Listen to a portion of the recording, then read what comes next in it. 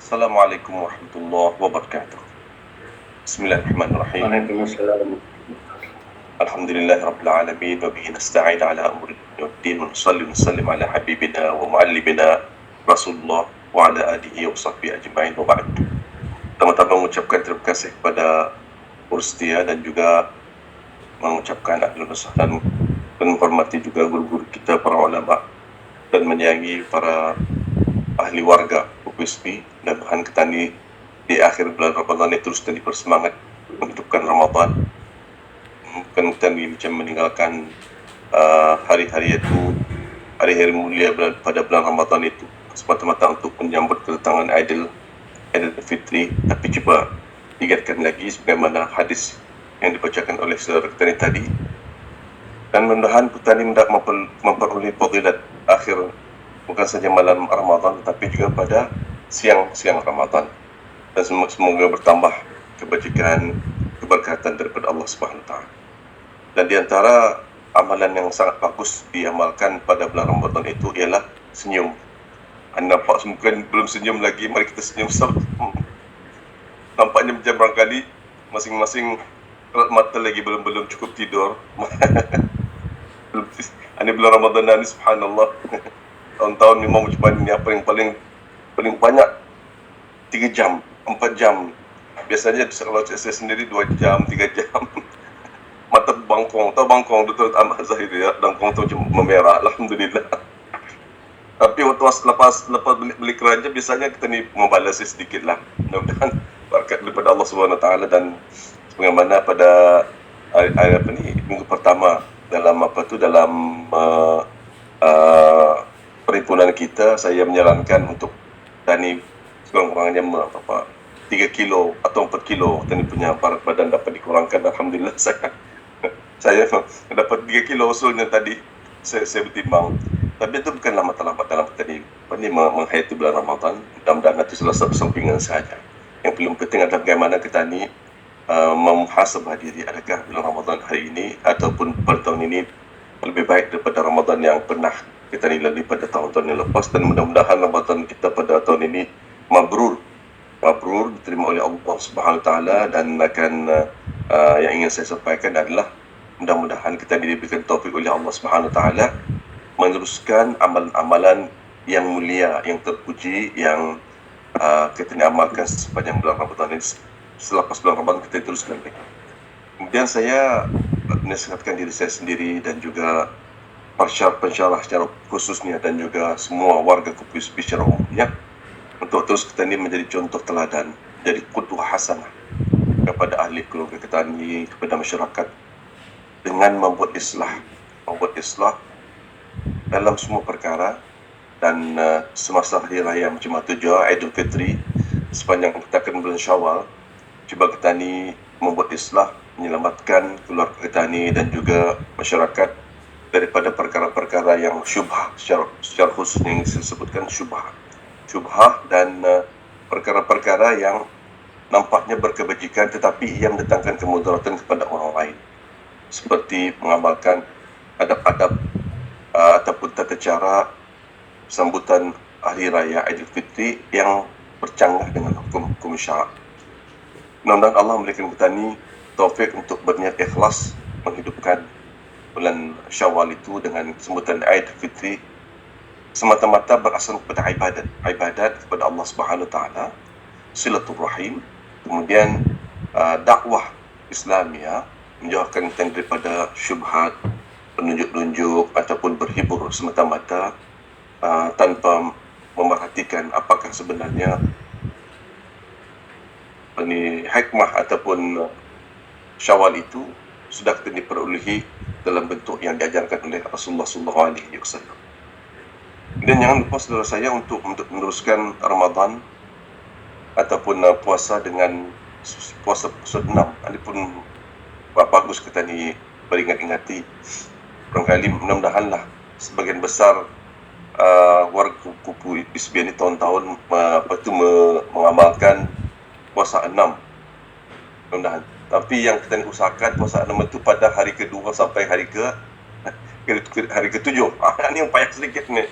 Hari kedua tu mau kuat sikit usaha untuk tadi mengamalkan puasa 6 itu berturut-turut 6 hari itu baru mazhab Syafi'i. Tapi mudah-mudahan dan cuba kita ni berusaha melawan nafsu kita ni dia. Malam tadi beraya, siang ni tidak berpuasa. Kemudian saya mengharapkan juga memaklumkan kalau disilap kita ni Kupu SB akan mengadakan Hari Raya Aidilfitri besar 21 hari bulan, mungkin 21 Mei kalau saya silap, seperti mana tahun-tahun yang lepas. Dan mudah-mudahan ada keberkatan yang kita bersilaturahim pada tahun ini dengan berkumpul kita sama-sama dan sama-sama kita ni saya ingat 21 hari bulan hari Sabtu, menjadikan juadah yang berkah, juadah yang jauh daripada syubhat, juadah yang apabila dihadangkan menjadi amal jariah kepada yang bersedekah dan menjadi bahan pembakar tenaga kepada orang yang memakannya dan dapat dia beramal ibadah dengan makanan itu. Dan mudah-mudahan tidak ada pembaziran.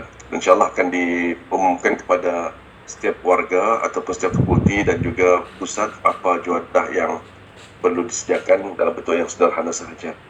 Dan mudah-mudahan Allah berikan taufik kepada semua adik-adik saya, keluarga saya di Kupu SB untuk terus berjihad, meningkatkan lagi usaha, menambahkan akademik pengetahuannya dari sehari ke sehari dengan banyak membaca dan dengan banyak berfikir juga. Berfikir berbuat islah, berfikir macam mana kita ni menyelamatkan diri kita ni, pelajar-pelajar Kupu SB secara khususnya, dan juga pelajar-pelajar guru-guru petani di sekolah-sekolah menengah, sekolah rendah, dan juga pelajar-pelajar tani di sekolah-sekolah, supaya mereka sebenarnya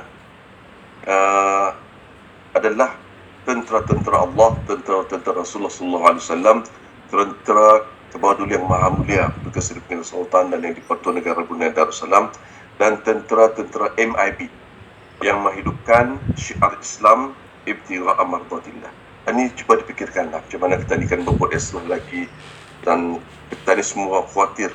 Saya harap saya merasakan sendiri dan juga semua pensyarah dan orang-orang yang berfikir merasakan kita ni dalam ancaman sekarang ini. Anak-anak dalam ancaman antisosial, ancaman membuang masa pada perkara-perkara yang tidak berfaedah, khususnya dengan menggunakan handphone dan juga game-game yang masa ini sudah pun saya ingat bukan lagi satu perkara yang dibanggakan, tapi sudah menjadi ancaman kepada anak-anak kita sendiri, ancaman dalam kekuatan institusi keluarga, dan ancaman kepada masyarakat. Macam mana kita dipikir supaya anak-anak kita ini dan kita sendiri juga kembali menegakkan agama ini melalui handphone. Kerana dengan handphone itu kita ni semakin lemah, semakin melemah, semakin kabur, semakin malam, mungkin semakin mati. Dan kita ni mesti berawas-awas ni saudara-saudari saya. Billahi ta'ala saya bercakap bahawa musibah kita ni sekarang ni, sebagaimana yang doa yang tadi bacakan tadi, Allahumma la taj'al musibatana fi dinina. Jadi musibah pada agama kita ni itu adalah bukan daripada luar, tapi daripada nafsu kita ni sendiri. Nafsu kita ni untuk bermain game, nafsu kita ni untuk melihat berhibur dengan handphone dan ataupun multimedia dan sebagainya. Ini perkara-perkara yang warga Kupu sebagai otaknya Kementerian Haluan Agama, sebagai orang akademik, seorang intelek, berfikir kita ni dan juga bertindak segera bagaimana kita ni menyelamatkan diri kita ni, pelajar-pelajar kita ni dan juga masyarakat, guru dan juga pelajar-pelajar kita ni secara umumnya, daripada terus tenggelam diracuni oleh multimedia yang mudah-mudahan semakin dapat dan diselamatkan. Kemudian saya mengharapkan juga dan berdoa kepada Allah Subhanahu Wa Taala untuk selepas ini sekarang tadi mungkin selepas Senin tadi lagi sudah pun endemik secara penuh, dan kita ni lagi dah online, dan tadi sudah pun semua secara fizikal, kecuali barangkali imtihan peperiksaan sudah pun akan bermula ataupun masih lagi fizikal. Tapi tadi kan cuti, dan mudah-mudahan saya berharap kepada Allah lah kembali semula Kupu SB itu dengan semangat kerjanya.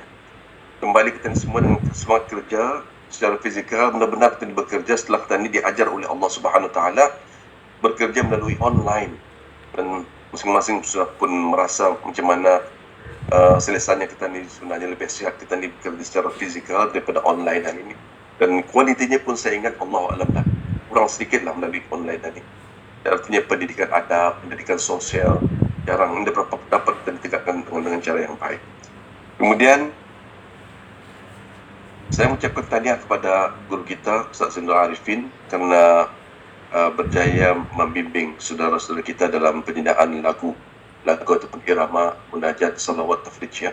Dan ini pun sudah menjadi mainan anak-anak petani, masyarakat semuanya di curung-curung radio, televisyen, kedengaran hari-hari. Ini berkat usaha yang mulia guru kita, dan mudah-mudahan jadi amal jariah kepada diri sendiri dan akan menambahkan lagi keberkatan kepada negara Brunei Darussalam dengan berkatnya salawat yang dibacakan itu, dan mudah-mudahan munajat kalian itu diamalkan dengan penuh kesabaran, dengan penuh pengharapan, dengan penuh raja kepada Allah Subhanahu Wa Taala yang mendengar kita ni, dan mudah-mudahan negara kita ni, negara Brunei Darussalam, akan selalu diselamatkan oleh Allah dengan sifat-sifat ihsan kepada dalam diri semua warga, dan sampai ke hari akhirat, hari kiamat, kita ni terus dijaga oleh Allah Subhanahu Wa Taala dengan berkat ibadat.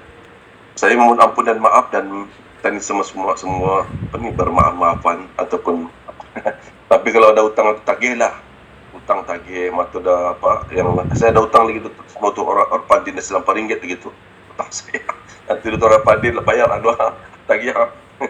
Okey, dan mudah-mudahan semuanya ceria, kemudian be happy, kemudian jangan lupa amalkan sunnah dalam kehidupan kita ni, senyum selalu, dan jangan lupa maintain badan kita sampai bila-bila dengan mungkin semakin dengan sudah masa ni. Amalkan makanan yang sehat, jauh daripada syubhat, dan sayangi diri anda, sayangi keluarga, sayangi pelajar kita ni sebagai anak sendiri. Kemudian melihatlah masa hadapan untuk kebahagiaan dan juga keberkatan daripada Allah Subhanahu Wa Taala. Aqul qawli hadza wa astaghfirullah li wa lakum billahi taufiq wal hidayah. Assalamualaikum warahmatullahi wabarakatuh. Allah ya'tikum al-afiyah.